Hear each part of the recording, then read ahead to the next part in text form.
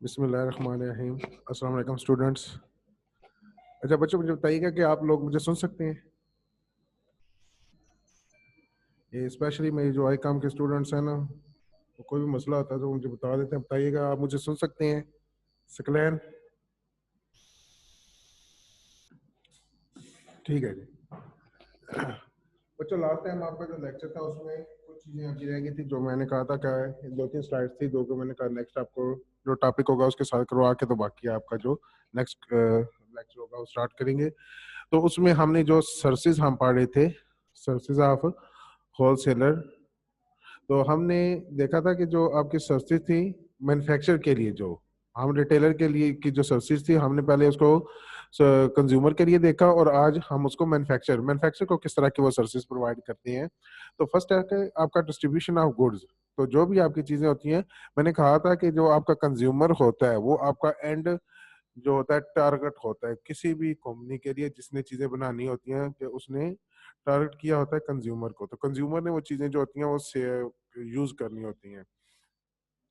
अब होलसेलर हो या मैन्युफैक्चरर हो, बाज़ औक़ात ऐसी चीजें भी होती है जो मैन्युफैक्चरर से डायरेक्ट आपके रिटेलर के पास चली जाती हैं, होलसेलर दरमियान में नहीं होते, छोटे पैमाने पे होती है। आपकी लोकली वो चीजें प्रोड्यूस हो रही होती हैं, प्रोड्यूस करके आप जो है उनको रिटेलर तक देते हैं और रिटेलर आगे उनको सेल कर देती हैं।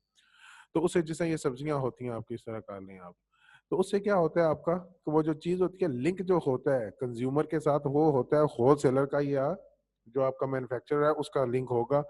तो ये चीज़ों की जो डिस्ट्रीब्यूशन होगी वो आपकी रिटेलर के जरिए होगी।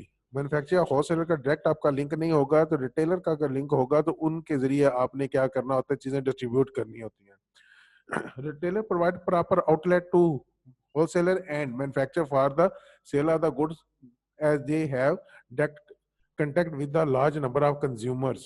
तो इनका कंज्यूमर्स के साथ आपका डायरेक्ट लिंक होगा, तो उनको ये क्या करते हैं, ये डायरेक्ट आपका आउटलेट प्रोवाइड करते हैं कि चीजें वो सेल कर सकते हैं।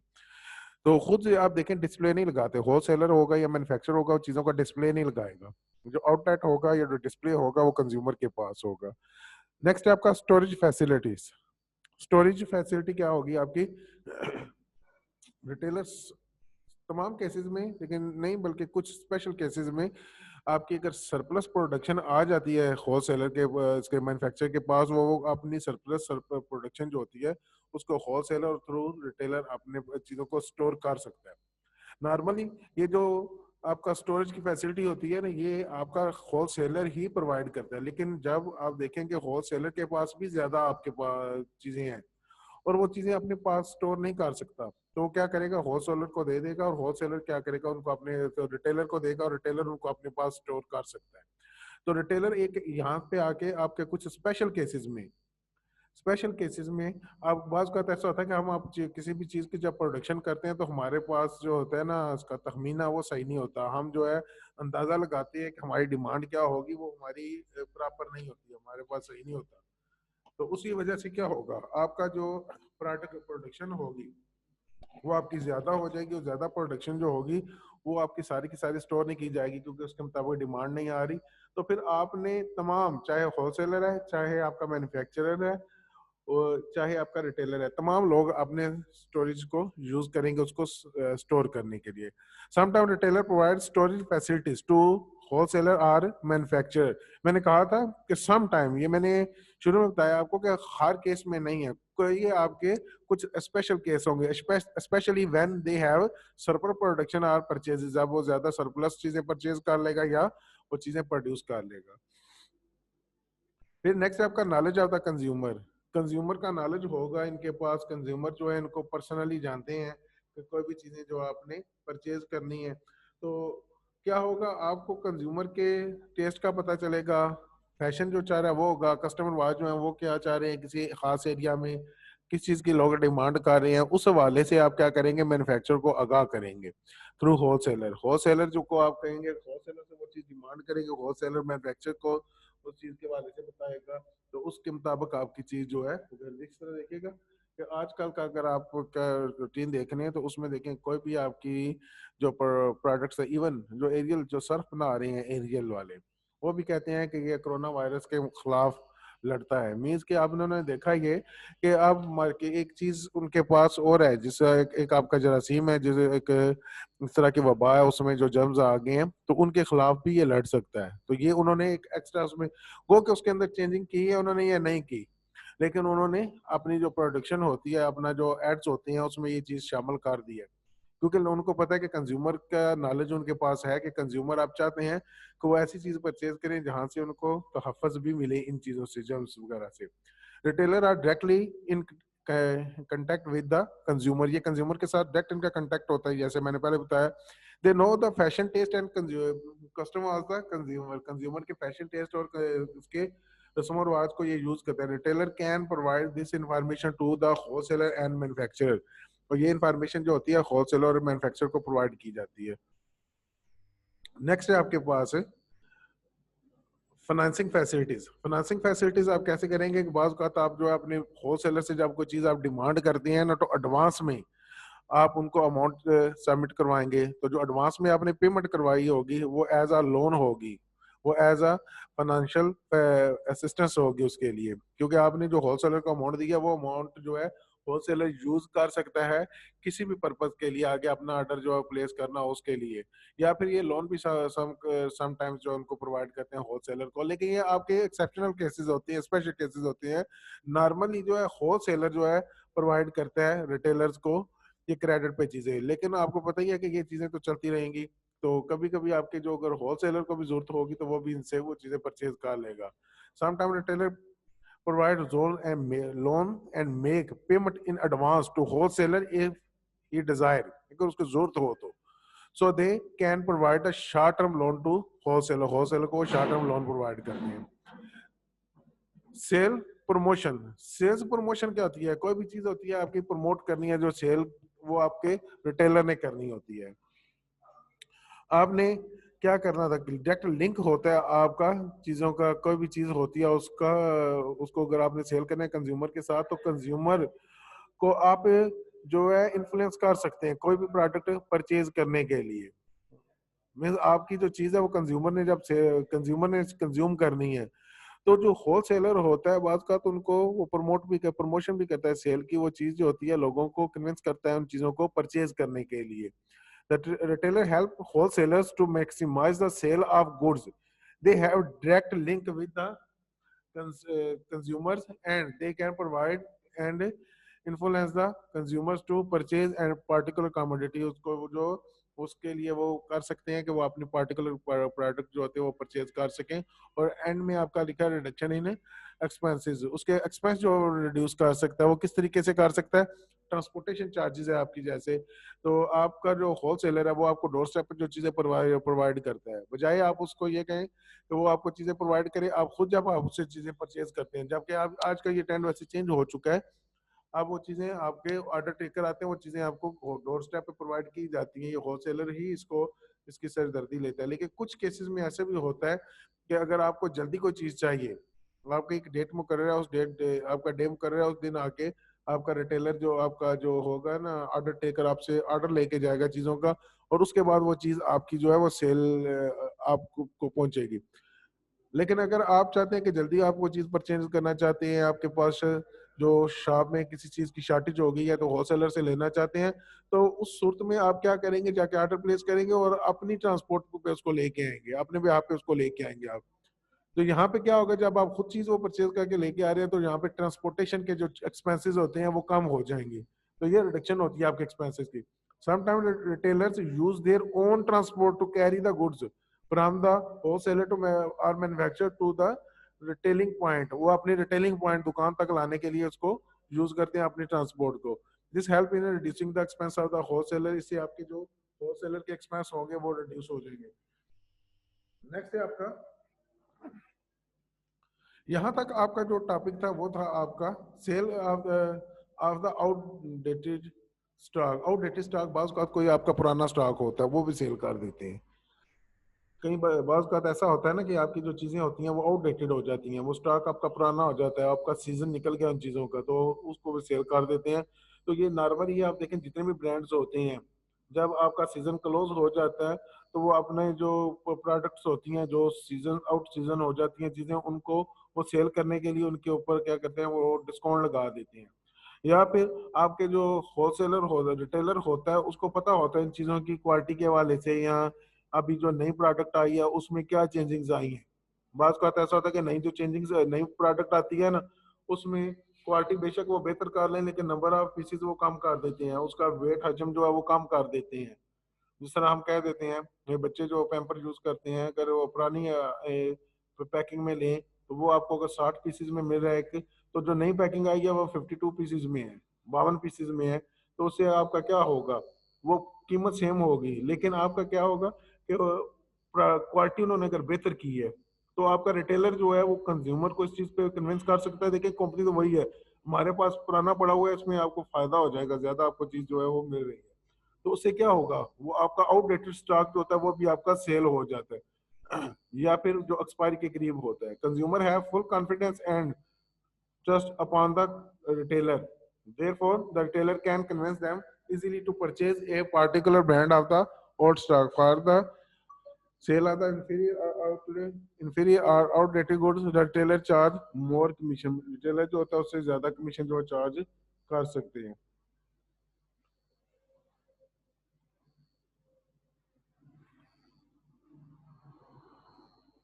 नेक्स्ट है आपके पास जो टॉपिक है वो है आपका chapter number 12 of foreign trade. ये इससे पहले अभी हमने जो पढ़ा था, असल में आज का टॉपिक ये जो आपका फॉरेन ट्रेड था, लास्ट जो आपका लेक्चर था उसमें आपका कुछ इंटरनेट का प्रॉब्लम हुआ था, तो जिस वजह से आपका वो पूरा लेक्चर आपका कन्वे नहीं किया जा सका।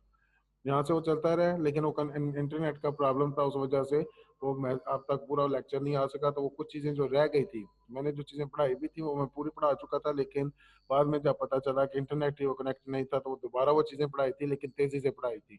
तो आज वाला भी तकरीबन ये जो है हमने किया है चीज़ें, वो मैंने थोड़ा तेज़ी से करवाया, क्योंकि ये आपका प्रीवियस ही लेक्चर था। तो आज का लेक्चर जो है वो हमारा chapter number 12 foreign trade.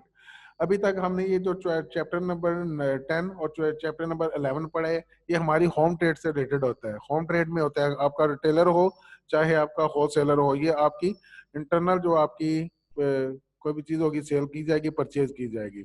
Foreign trade में आपके पास क्या होगा, आपने जो चीजें परचेज करनी है या सेल करनी, गुड्स और सर्विसेज, आप जो डील करते हैं टेंजिबल और इनटेंजिबल गुड्स के साथ। टेंजिबल चीजें जो होती हैं वो आप बाजार जो नजर आती हैं, इनटेंजिबल जो आप सर्विसेज हायर करते हैं, जैसा एक डॉक्टर है, एक वकील है, लॉयर, या फिर कोई भी टीचर है, मैकेनिक है, इन लोगों की आप सर्विसेज जो हायर करते हैं, तो वो आपकी इनटेंजिबल चीजें होती हैं, वो खिदमात होते हैं, वो आपको सर्विसेज प्रोवाइड करते हैं।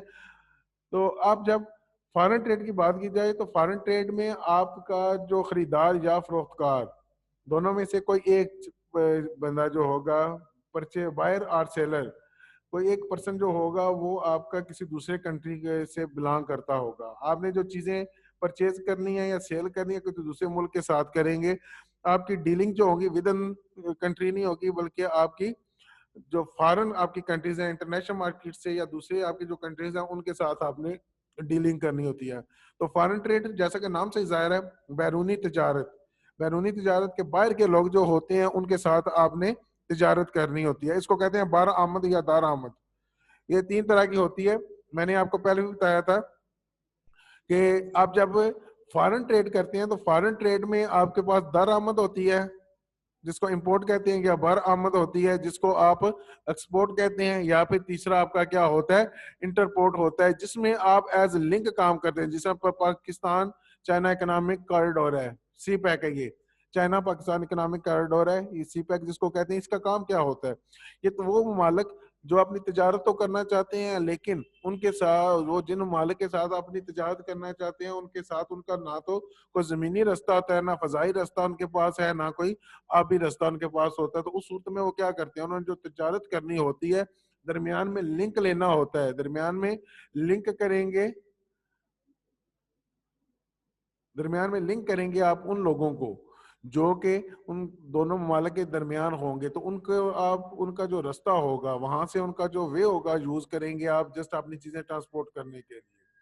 तो जो तीन तरीके होते हैं आपके, जो तीन चीजें तीन तरह की आपकी होती हैं, इनको आगे हम जब करेंगे मुकम्मल, आपके तीन चैप्टर्स हैं और दो चैप्टर जो हैं उनमें हमने ये चीजें करनी है। when there is any dealing in goods or services between two or more countries, अगर आपकी गुड्स और सर्विसेज की डीलिंग जो होती है दो या दो से ज्यादा ममालिक के दरमियान, it is called the foreign trade. और foreign trade refers to the exchange of goods and services between the citizens of two or more independent countries। जो फॉरेन ट्रेड है वो आपकी डील कर रही होती है दो या दो से ज्यादा ममालिक के जो आपके सिटीजन होते हैं उनके साथ, इंडिपेंडेंट, जो कि इंडिपेंडेंट हो। अच्छा, ऊपर और दूसरी जो डेफिनेशन है दोनों में एक ही चीज है। ऊपर आपके पास जो फर्स्ट डेफिनेशन है उसमें आपकी कंट्री इन्वॉल्व होती है, पूरा मीन्स के पाकिस्तान जो है वो चीजें इंपोर्ट कर रहा है दूसरे मुल्क से। जैसे हमें चीनी की जरूरत थी, मुल्क में आपकी चीनी की प्रोडक्शन जो है वो कम थी, तो हमने क्या की, चीनी दूसरे मुल्क से इंपोर्ट की है, हमने गंदम दूसरे ममालिक से इंपोर्ट की है। यूक्रेन से हमने चीनी जो है वो परचेज की है, हमने गंदम जो है वो परचेज की है यूक्रेन से। तो उससे क्या होगा, रशिया से भी हमने खरीदी है, तो वो क्या हो गया, वो आपकी जो कंट्री है वो इन्वॉल्व है उसमें। बात कर हम जो चीजें परचेज करते हैं उसमें कंट्री इन्वॉल्व नहीं होता, बल्कि आपका लाइसेंस होता है इंपोर्ट और एक्सपोर्ट का, और आम सिटीजन जो होते हैं वो ट्रेडर जो होते हैं वो चीजें परचेज या सेल करते हैं। तो उसमें आपके वो सिटीजन के जो है उनको अलाउ किया जाता है कि वो चीजें परचेज कर सकते हैं या सेल कर सकते हैं, थ्रू प्रॉपर चैनल वो चीजें आपके पास आएंगे। लेकिन उनका तरीका कार ये हो कि वो आपका प्रॉपर चैनल से आए चीजें आपके पास। यहाँ पे आपके पास है काजेज ऑफ फॉरेन ट्रेड। आपकी वजूहत फॉरेन ट्रेड की कब जरूरत पेश आती है आपको। First, every country cannot produce the everything which is required, so he has import it from the other countries। हर मुल्क जो है वो हर तरह की चीज प्रोड्यूस करने की अहलियत नहीं रखता, तो क्या होता है कि उनको दूसरे ममालिक से वो चीजें परचेज करना पड़ती है। बाद का ऐसा होता है कि आपके पास मशीनरी या लेबर की कमी होती है, और कुछ चीजें ऐसी होती हैं जो नेचर सोर्सेज में आती हैं आपके पास, वो आप खुद प्रोड्यूस कर भी नहीं सकते। कुछ चीजें तो ऐसी हैं जो आप अगर अपने मुल्क में इंडस्ट्री को फरोग देते हैं, आपके मुल्क में इंडस्ट्री काम करेगी, तो वो चीजें जो आप इंपोर्ट कर रहे हैं दूसरे ममालिक से, वो बजाय इंपोर्ट करने के आप खुद वो चीजें अपने मुल्क में बना लें। तो यहाँ से एक तो आपको ये फायदा होगा कि आपकी इंपोर्ट्स कम हो जाएंगी, फॉरेन एक्सचेंज आपका जो होगा वो बचेगा। दूसरा, आपके मुल्क में वो चीजों की प्रोडक्शन होने से आपके पास जराए जो आपके इनकम के जराए वो बढ़ेंगे, लोगों को रोजगार मिलेगा। तो ये तो आप कर सकते हैं। लेकिन कुछ चीजें ऐसी होती हैं जिनके ऊपर आपका इख्तियार नहीं होता, वो आपके फॉरेन, वो आपके नेचर सोर्सेज होते हैं। जिस तरह आपका पेट्रोल है वो आपके आपके अपने इख्तियार में नहीं है, ये नेचर सोर्सेज में आएगा। चांदी है, सोना है, तो ये आपके नेचर सोर्सेज है। जिन ममालिक में ये चीजें हैं वहां से आप वो चीजें परचेज करते हैं। जैसा नमक है, पाकिस्तान में नमक जो वाफर मिकदार में है, तो दूसरे मालिक हमसे वो नमक परचेज करते हैं। हम जो है सऊदी अरब से या अरब मालिक जो है उनसे पेट्रोल जो अपनी जरूरत के मुताबिक वो उनसे हम परचेज करते हैं। इट सेकंड है आपका, it create a better relationship among the different countries. जो मुख्तलिफ ममालिक होते हैं उनके दरमियान इसका एक खुशगवार रिलेशनशिप क्रिएट होता है। खुशगवार रिलेशनशिप इसलिए क्रिएट होता है कि जब आप दो ममालिक आपस में तजारत के लिए तजारत करते हैं, तो उससे क्या होगा, आपका रिलेशन बनेगा और एक दूसरे को आप मजबूत करते हैं। फिर जिस तरह आप देखें पाकिस्तान और चाइना की अगर एग्जांपल लेते हैं, तो चाइना जो है वो पाकिस्तान का रास्ता यूज कर रहा है सिर्फ अपनी तजारत के लिए। तो उसके लिए जो आपका दरमियानी रास्ता यूज होगा उसके लिए उन्होंने करना है इसका। इनके आपस में जो रिलेशनशिप्स होते हैं वो बेहतर होंगे आपके, क्योंकि वो आपका जब भी आप पाकिस्तान देखें, इंडिया के साथ हमारा कोई मसला होता है तो चाइना जो इंटरफेयर करता है, उसमें चाइना जो है उनकी अपनी तरफ से वो चढ़ाई कर देता है, तो उनकी फौजें जो है दोबारा वापस चली जाती हैं, उनको अपनी तरफ एंगेज कर लेता है। उनको पता है कि वो सी पैक वाला जो है मामला उसको सबूताज करना चाहते हैं। नेक्स्ट है आपका, with the help of the theory of the comparative cost, the country can specialize in one or two commodities and export them to the other country and earn a profit, import those goods which cannot be produced cheaply। जो यहाँ पे होता है कि हमारी जो labour होती है, हमने देखना होता है कि वो किस हवाले से जो एफिशिएंट है। एफिशिएंट मीन्स के यहाँ पे आप ज्यादा वो कास्ट, आपकी कास्ट जो कम हो और आपकी प्रोडक्शन जो है वो ज्यादा दे रहे हो, तो आप उनके साथ उनको एंगेज करेंगे। अपनी जरूरत के मुताबिक चीजें तो सारी आपने परचेज करनी है, लेकिन आपने उसके मुताबिक ही चलना होता है। ये आप इंटरपोर्ट का पूछ रहे हैं क्या होता है, मैंने कहा इंपोर्ट और एक्सपोर्ट दो चीजें होती है ना। इंपोर्ट होती है आपकी दर आमद, एक्सपोर्ट होती है बर आमद। आपने इंटरपोर्ट का पूछा, इंटरपोर्ट में आपके पास जो चीजें खरीदी जाती हैं वो अपने मुल्क में इस्तेमाल नहीं होंगी, बल्कि दूसरे ममालिक में वो चीजें भेज दी जाती हैं आगे। ये दरमियान में एज लिंक काम करती है, होती है एक कंट्री जो है।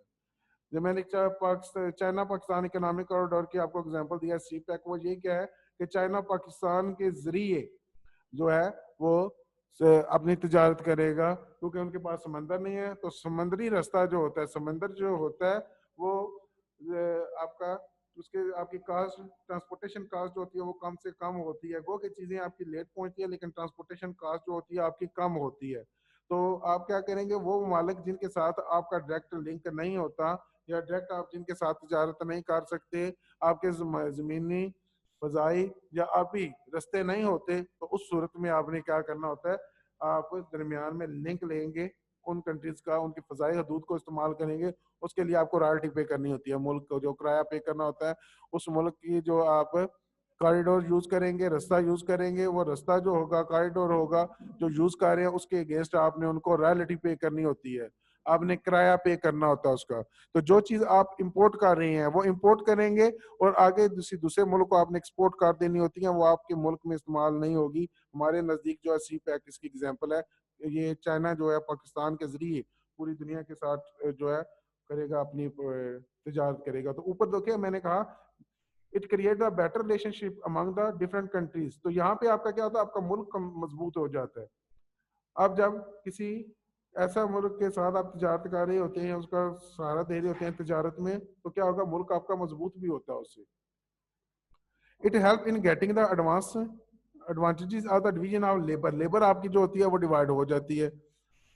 It cause the equant in the culture of the countries. आपके जो मुख्तलिफ ममालक होते हैं उनका जो कल्चर होता है उसके मुताबिक आपने चीजें बनानी होती हैं। देखिएगा मैं आपको एक चीज बता दूं कि हमारा जो तिजारत होती है या जो बिजनेस होता है उसका तल्लक डायरेक्ट कल्चर के साथ होता है, रिलीजन के साथ उसका डायरेक्ट तल्लक हम नहीं जोड़ सकते।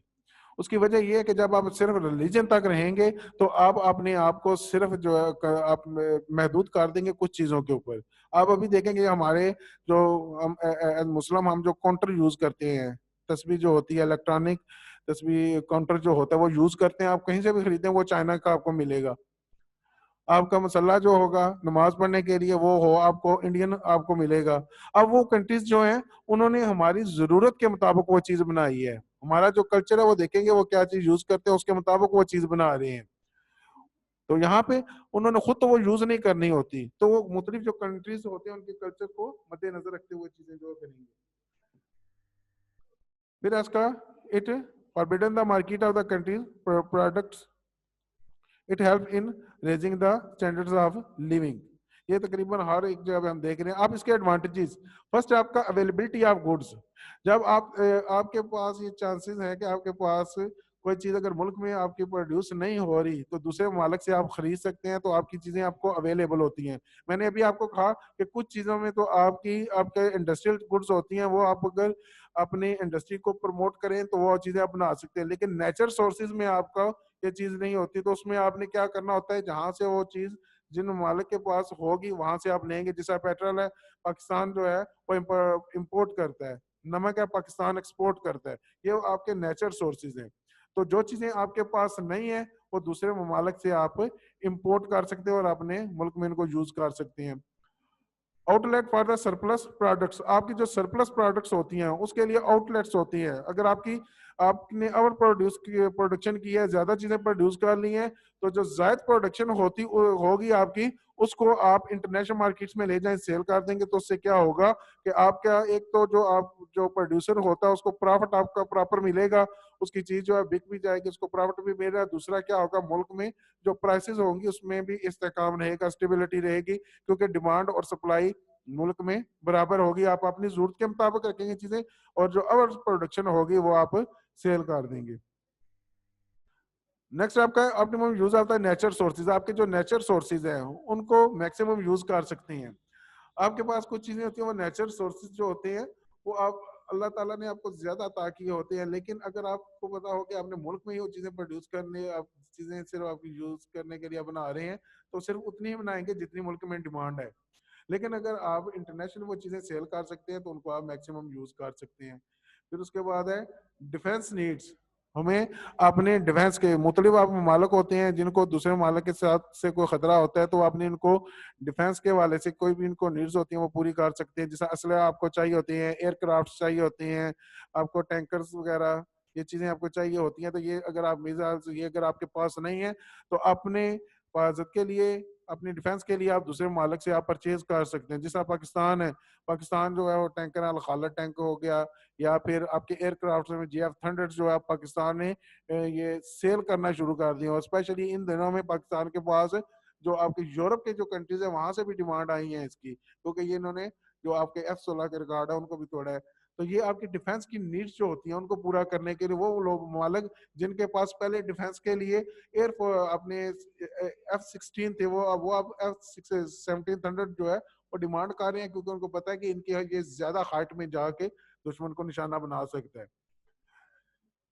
एक्सपेंशन ऑफ द मार्केट, आपकी जो मार्केट होती है वो एक्सपेंड हो सकती है। आपको पता है कि आपने जो चीजें परचेज करने बनानी है वो सिर्फ आपके इंटरनल मार्केट तक वो महदूद नहीं होंगी, आपके मुल्क की जो मंडियां होती है वहां तक सिर्फ उनको वो रसाई हासिल नहीं होगी, बल्कि वो चीजें जो होती हैं इंटरनेशनल मार्केट्स, आपकी जो बैनुल अक़वामी मंडियां होती हैं वहां पे भी वो चीजें सेल हो सकती हैं, वहां से भी आपको डिमांड आ सकती है। तो आपकी मार्केट जो होती है एक्सपेंड हो जाएगी, आपकी दूसरे ममालिक तक आपकी चीजों की रसाई होगी, तो आपकी मार्केट जो होती है वो एक्सपेंड करेंगी।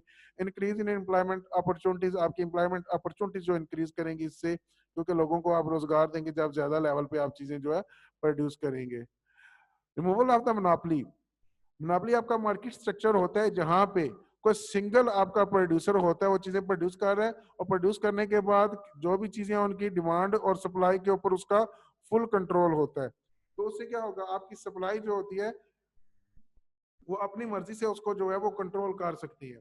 तो आप क्या करें, जब देखें प्राइसेस इंक्रीज करना शुरू हो जाए तो आप जो इम्पोर्टर्स होते हैं उनको ये अलाउ कर देते हैं कि वो चीजें दूसरे ममालिक से जो है वो परचेज कर सकते हैं। तो फिर क्या होगा, अगर दूसरे मालिक से वो चीजें आप परचेज करेंगे तो इंटरनली चीजों की कीमत जो है कम होना शुरू हो जाएगी। एग्जाम्पल अगर आप रिसेंट देखें तो पाकिस्तान में आप देखें आज से अगर एक महीना पहले पीछे चले जाएं तो पाकिस्तान में शुगर की प्राइसेस, चीनी की प्राइसेस जो है मुसलसल इंक्रीज कर रही थी।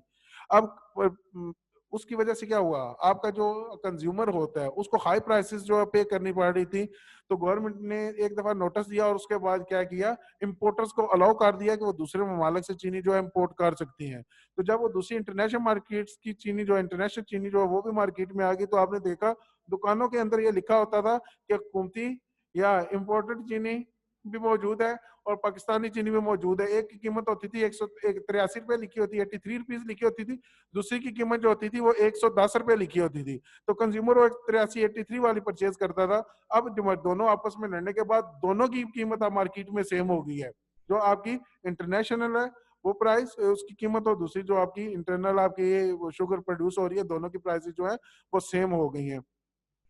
स्टेबिलिटी इन प्राइसेस, प्राइसेस में स्टेबिलिटी कहां से आएगी, जब आपकी गुड्स और सर्विसेज जो आप चीजें